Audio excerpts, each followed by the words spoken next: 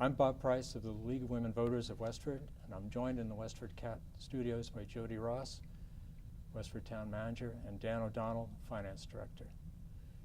We're here to discuss the 7 motions on the warrant for the upcoming special town meeting. Jodi's seven motions seems positively puny compared to the 22 motions we had this time last year. Couldn't those motions have waited until annual town meeting in March? Well, no, Bob, and actually there's 7 warrant articles, but there are more motions than that because some of the articles are broken into several different categories. But in the town of Westford, traditionally we balance our budget in the fall. So we have our preliminary budgets approved at the annual, and then we get through the year, and when everything gets certified, we report to town meeting in the fall and actually balance the budget. And we have some good news this year for people, so I'm really hoping that we get our 200 voters to town meeting so that we can actually do the business of the town. And balance our budget, which is key for me. And establish the tax rate. Yes. Okay. All right, well, let's go off. Article 1, fiscal year 2015 budget adjustments. Fiscal year 15 is the current year, right? Yes. Okay. Correct. So we have some adjustments, things that have happened through the year that we weren't anticipating when we had our budgets approved in March. So the first one is we're asking for the town to reimburse the selectmen $5,000 for a program that they allowed us to enter, which is called Crosstown Connect, and that's a transportation management association, and the $5,000 allowed the town to become a member. And what this really does is businesses that are along Route 110 mostly, Juniper, Networks, Red Hat, and so on, they have a shuttle system where they actually have contracted with Bob Herman, and he shuttles their employees to and from Alewife. So it really allows them to attract more of the younger people that would prefer to live in Boston out to the suburbs and employ them at their facilities. So that's what that is, and the selectmen supported it, so spent their money helping us, but they need their money to get through the rest of the year on their own initiatives. So this actually helps businesses in town. Yes, it does. And really, even employees of the town and schools can partake in this transportation situation too. I'm not sure we've communicated that to them yet, but we will be doing that shortly. So if we have school teachers that live in Cambridge or other employees that live in the Boston area, they can participate in this kind of ride-sharing program. That's great. Yeah. The next one is for the Finance Department Personal Services. We're asking the town to supplement or to transfer $19,279. And the reason for that is Dan is now our finance director, and I don't know if you know this, but Dan's actually worked for our town for 15 years. He started in our recreation department as a counselor and then came on full-time when he completed college. He's been in the finance department for roughly, I think, around 8 years. 10 years. Oh, excuse me. Sorry, you 10 lost years. 2. That's yeah. okay. Okay, well, 2 years.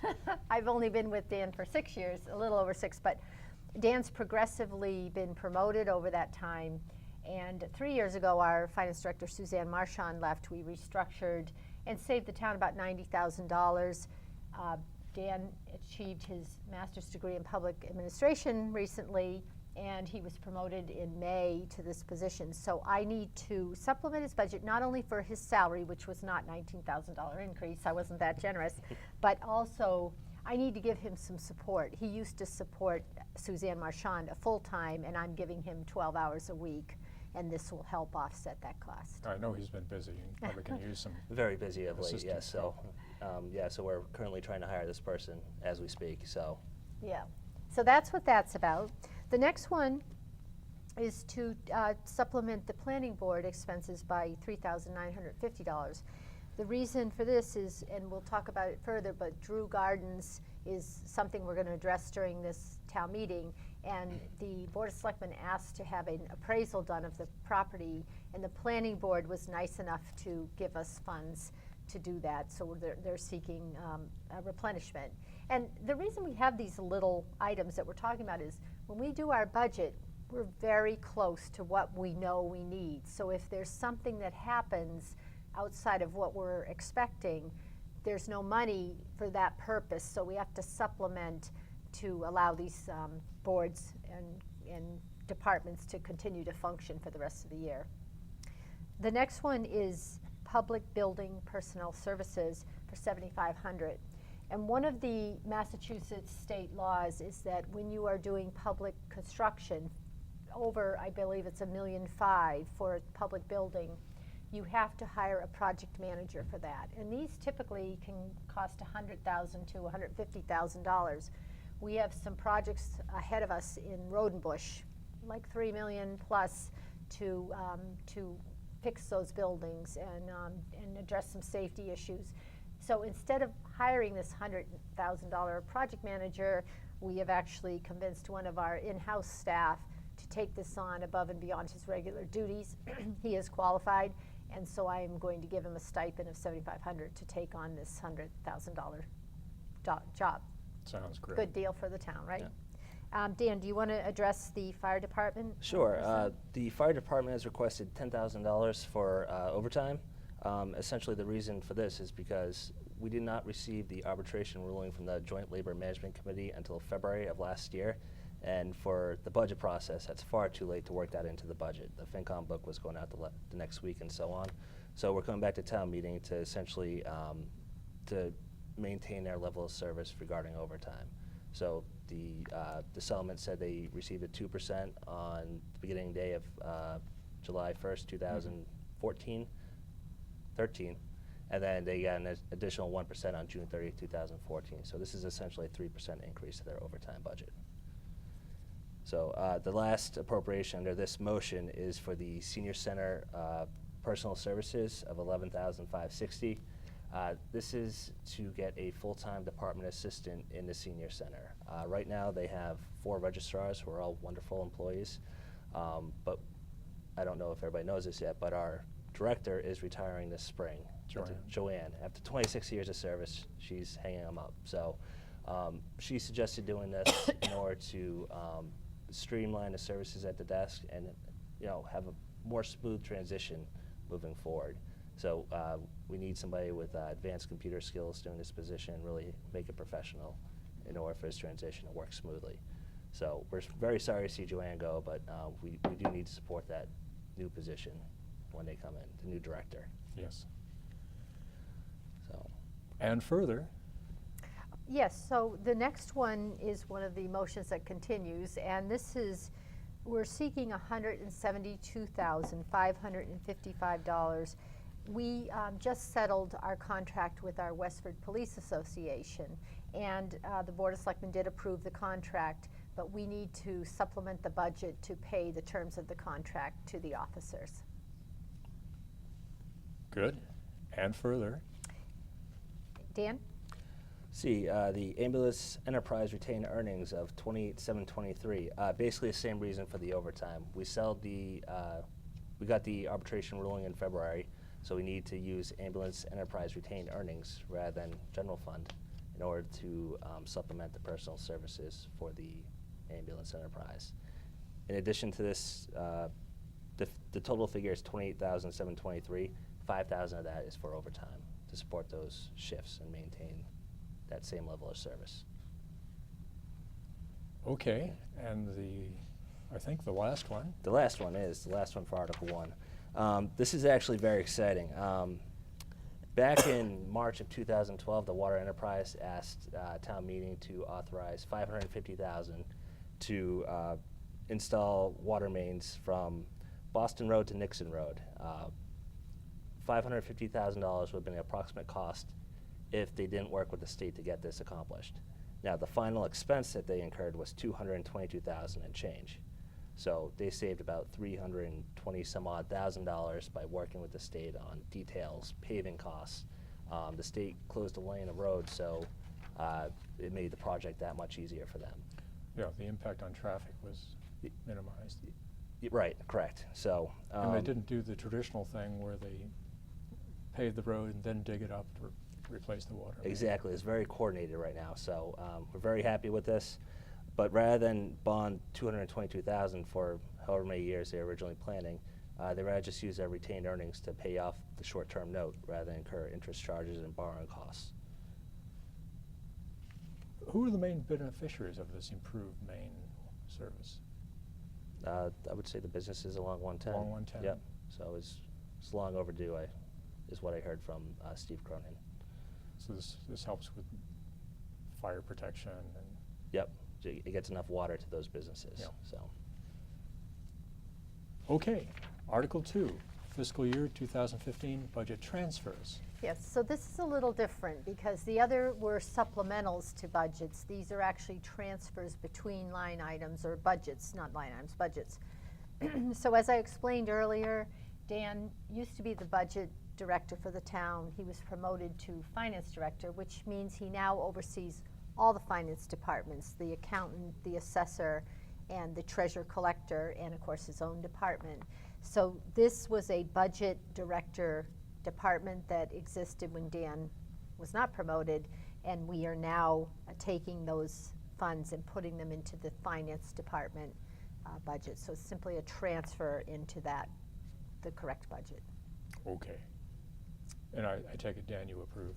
I do recommend this, yes. But there is no appropriation here, like Jody said. It's basically a very public accounting entry. That's so. right. Nothing taken from free cash? Nope, nothing. So. Article 3. Article 3 is capital appropriations for fiscal year 2015. Sure, I'll take this one. All we had this year was for the fire department. Again, 2 years ago, town meeting authorized for them to go out and purchase a new fire truck. It's going to be a rescue pumper combo truck. Basically, it'll be ready in beginning of November, but they need this appropriation in order to outfit the tools for the truck and hoses and whatnot, and new jaws of life. Now, the jaws of life actually make up the bulk of this appropriation. It's about $56,000 or so. The reason they need this new one is that their current device is 11 years old. It's currently being repaired at the moment, actually. And the cars these days, what they're made of is a lot safer materials. Like I think the chief said it was made of boron and like high intensity steel that the old jaws of life with 5,000 PSIs just cannot cut through. So Interesting. we were having issues with that. So this new jaws of life is over twice the pressure, and it can cut right through these cars. So this is more of a public safety matter than anything else. So the $544,000 that we approved at annual town meeting in 2013 didn't cover the cost of buying all the tools. It was just the truck and a few tools. That's correct, yep. So we're coming back now To now that we supplement. know what we need. Exactly. Because I'm sure they probably tried to reuse some of the tools from. You know, we do. I actually think we decided to purchase a little bit smaller truck than we had originally asked for. And, you know, I did have a change in administration too. So my new Yes. chief and the staff felt there was a different need than the chief that retired. So that changed a little bit what we had decided to buy. But I think it's going to service us very well. And it's a small amount of money to supplement to get the proper tools to get people out of these cars when they're in a terrible accident. Yeah, this is obviously a safety issue. That's right. Yep. Okay. Article 4, amend the wage and classification plan.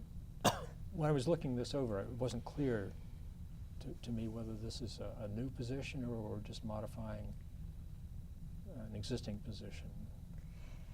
It actually is a new position, but I had an administrative assistant in my office, and that person filled an opening in the town clerk's office upon the retirement of another member of my staff.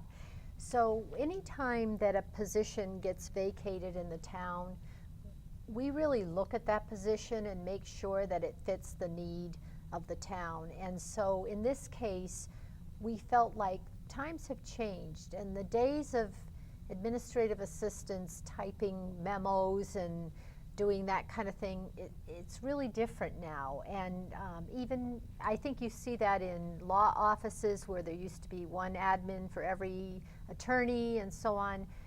Nowadays, people write their own memos or, you know, whatever it is in an email quickly. We don't do as much with the formal written correspondence. So I really felt that there was a need for a different kind of position in my office than it's strictly an administrative assistant. So 4 years ago, actually, Selectman Warmel, retired Selectman Warmel, and our Finance and Capital Committee Chair, Mark Cost, actually recommended that I hire a project procurement specialist. At the time, I had a lot of difficulty funding the budgets that we have, and I didn't feel like I could fund it. So we resurrected that position, and this person will help with many things. I'd like to name a couple of them. They will assist us with the budget, overseeing the budgets of the selectmen and the town manager's office, but they'll also maintain databases to track budgets, which is something we really hadn't been doing. Assets, project milestones, that sort of thing. The person also coordinates our public records requests. We can have extensive public records requests that may cost $1,000 for the person who's requesting the records, and we have to do invoices to tell the person how much it will cost and so on, and this person helps with that.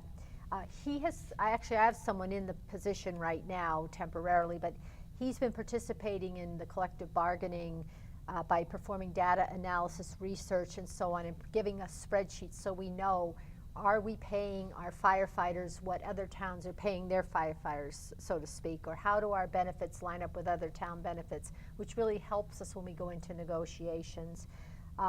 He's also helping the assistant town manager with a lot of projects. We just went out with a request for proposals for a cell tower at the highway department, which is something we were approved to do 2 years ago, but we just didn't have the time or the staff to do it. So there's lots of different things with procurement that the current temp is helping me with, but this is a small kind of upgrade from an administrative assistant position. It's a 1-grade upgrade that I did take to the Personnel Advisory Committee, and they unanimously supported it.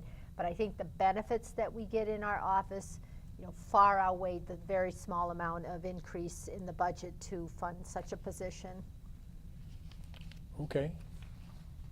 Article 5, reduce amount raised by taxes in fiscal year 2015. And this is the article that we use to balance our budget.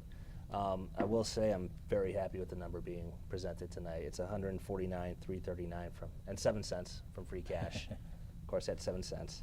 Last year we were just under $2 million, so our budget is much more balanced this year than it has been in any other year in the past. A lot of reasons for it. I mean, we've had substantial new growth over the past 2 years, which has brought our tax base up. Our local revenue is up from building permits, our hotel excise and meals excise. I mean, we got over $100,000 from the previous year. I mean, all these things are just happening in Westford right now. And as you can drive by through neighborhoods and whatnot, lots of houses are having building projects done right now. I was talking to the assessor earlier today, and over 2,500 permits were pulled last year. It's a ridiculous number that we've never had before. About a third of those were for households. So everybody's building right now. There's not a lot out there in the market, so they're all improving their property. So the new growth has been substantial for 2 years in a row now. And that, combined with some favorable health insurance returns, has really brought our budget right in line. So. Okay. Which brings us to Article 6, which is too long to read, but it's the Timberlake property. Right. So basically what's happened here is the Conservation Commission negotiated with the Timberlakes to purchase 2 parcels of land on Tenney and Wing Road. And how they want to purchase it, and it totals 44 acres. And it's valuable open space. This is way up in the north of Westford. That's correct, yes. And how they want to purchase this is $350,000 through community preservation funds and then $550,000 to be funded through undesignated community preservation funds that the Conservation Commission has already been allotted, and through a grant through the National Heritage of Endangered Species program. But you know, it's really a fabulous piece of property, and we have a lot of materials online if people are interested in seeing it. And actually, there is a site walk on Saturday, October 18th, and there is a link online or to my newsletter, which will come out tomorrow, to where to meet for that. It's from 10 to noon. But right now, this property has diverse forest lands. It's got marshlands, wetlands, habitat for 2 endangered species. It links to other town land, town trails. There are trails there already. That's right. With parking. Yep. It was, you know, there was a proposal to put 17 homes there about a year ago, and then that didn't pan out, and the town had a right of first refusal. They would have had a right of first refusal, but it wasn't a bona fide purchase and sale. But this actually links to 800 acres of contiguous open space, mostly MIT, which is the Haystack Observatory area up there. But it's a beautiful piece of property, and I really encourage people to go out and take a look. And again, we need 200 people at town meeting to even discuss whether or not this is something that we're interested in. But I know the town's very excited. Many boards have backed this purchase, so we strongly urge people to come to town meeting. And I know that the Community Preservation Committee voted to support to the tune of $350,000. That's correct, right.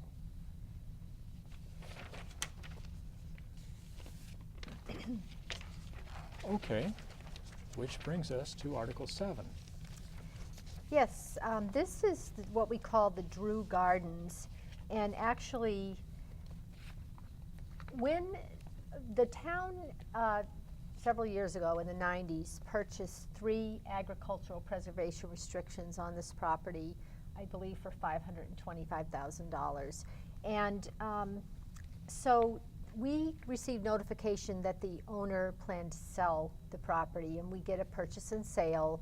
It was deemed to be bona fide, and then the town hired its own appraisal company, which is the planning board we're asking to reimburse earlier in the meeting. And so the town has asked for people to volunteer for a task force to examine this. And we actually had, I think, 40 residents volunteer. There's a lot of interest. Right, so it was probably the most we've ever had volunteer for one committee. But so this task force has been evaluating whether the town should exercise their right of first refusal and purchase the land or not. And this decision has not been made yet. To complicate matters, the property owner had allowed compost to be brought to the site, and a lot of compost, you know, many hundreds of thousands of tons of compost.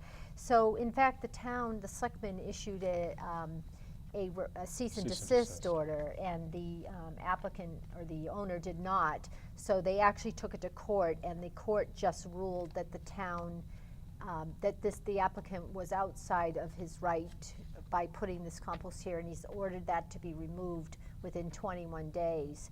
And so we just received that the end of last week, but pretty much it's telling us that this is not a composting operation here, and that in fact that can't be continued without the Board of Selectmen approval. So that's kind of what's been going on. The Selectmen are hearing this again on October 14th, when it is expected that they will make a decision what their recommendation is for town meeting. Now, it sounds like there are good potential uses for this property if the town were to buy it. Well, if the town were to buy it, it's a little complicated. The town holds 3 agricultural preservation restrictions now. If the town buys it, they would have to have someone else hold those preservation restrictions, or they wouldn't need to enforce them, and they could use it for other municipal purposes. But at this point, I have not heard anyone say they want it to be anything other than agriculture. So it'll be really interesting to see what we recommend to town meeting and what the public feels on this issue. So the selectmen have yet to make a recommendation on this. That's correct. They were waiting to hear what the court had to say about the composting, and the court upheld what they felt their rights were. Okay. Well, we only have a few minutes left. So let's talk about one thing that isn't on the warrant, and that's the emergency radio system. This Okay. captured my imagination. Could All you right. explain what that is? Sure. Well, This is not on the warrant, but no. Our new radio station is 1630 AM. And it's really, we did this for emergency operations. We've had several storms since I came on board over 6 years ago. And one of our problems is, how do we communicate with the residents when no one has power? So we decided to do this radio station that hopefully will get grants to issue AM crank radios, which was my only source of comfort during one of those power outages we had that went on several days. I'd crank it and listen to the radio for a while, and that we can relay emergency information to the public when power's down. However, we've got some ideas to do some sort of broadcasting when there's no emergency, and we're talking about doing different things like reading annual reports, or perhaps having a narrative tour of Westford, or stories from 100 years ago on each day, reading the papers from 100 years ago in Westford, what was happening. I mean, we've got lots of ideas on how we can get people used to tuning into our Westford radio station without having to develop a budget to support that. Sounds interesting. Well, that completes the discussion. All that remains is for you, the voters, to come to special town meeting. It will be held Monday, October 20th at the Abbott School Gym, and it will begin at 7:30 p.m.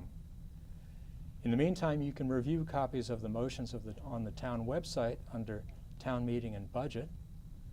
And of course, hard copies of the motions will be available at the special town meeting as usual. Thanks to Jodi Ross and Dan O'Donnell for participating in this warrant review. It was sponsored by the League of Women Voters of Westford as part of its voter education program. Thanks to Lauren Horton and her crew at WestfordCAT for hosting this event, and thanks to you, the voters, for watching. Don't forget that a quorum of 200 voters present is required to start a special town meeting. So please come to special town meeting, be counted, and participate as the legislators in our open town meeting form of government. See you there. Okay. Of what?